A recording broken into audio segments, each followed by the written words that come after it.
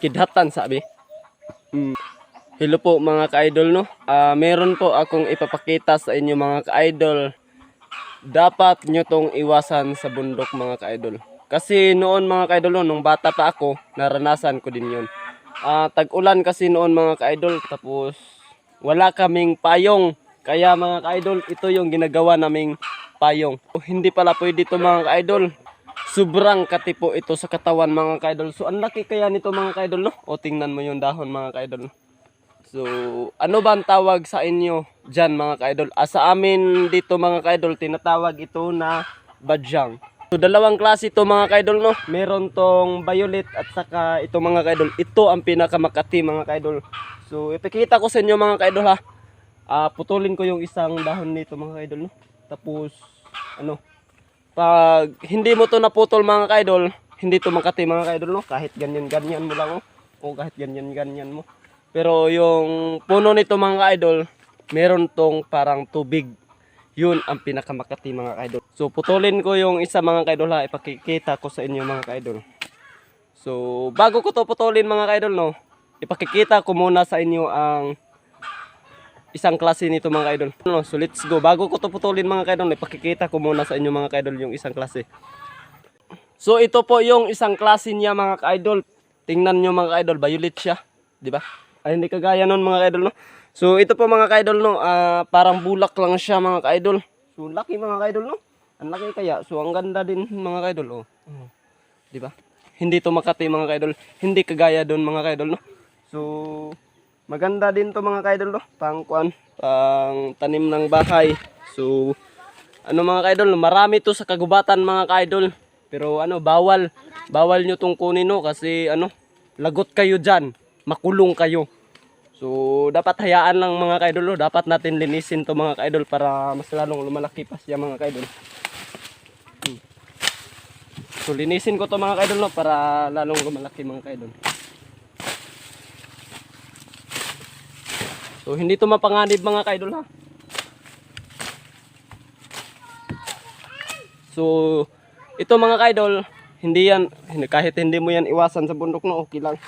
Yun mga ka-idol no. So putulin natin tong isa mga ka-idol.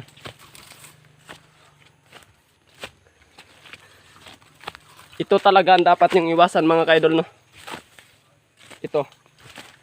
So marami kayong mga puno nga dapat iwasan nyo sa bundok mga ka-idol no. So ito yung part 1 ko mga ka-idol na vlog. Para ipakita ko sa inyo kung ano ang mga puno na dapat iwasan nyo sa bundok. So putulin ko tong isa mga ka-idol ha. So sobrang kati kasi nito mga ka-idol no. Dito natin putulin. Hindi ko lang putulin mga ka-idol. Kasi madali lang tumabali mga ka-idol kahit gas-gasan ko lang.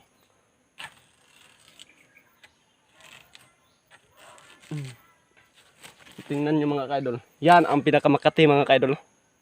Yan mga ka-idol. Parang karlang mga ka-idol. Diba ang karlang pagputulin mo, meron yang tubig.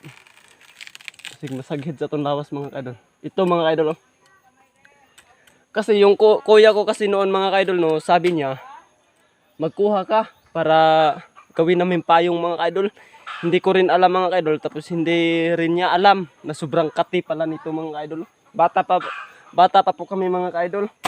Kaya hindi pa namin alam. So ginawa namin payong mga ka-idol, tapos yung tubig nito mga ka-idol no, pumunta sa katawan namin. Sobrang kati talaga mga ka-idol. Parang lumalaki siya. Ito na yung tubig niya mga ka-idol. Parang pula mga ka-idol. Ayan. Yang pumula mga ka-idol. Ito mga ka-idol. Ito. So yan ang pinagkakati mga ka-idol. So putulin natin to mga ka-idol para makita nyo. Para malaman nyo din mga ka-idol.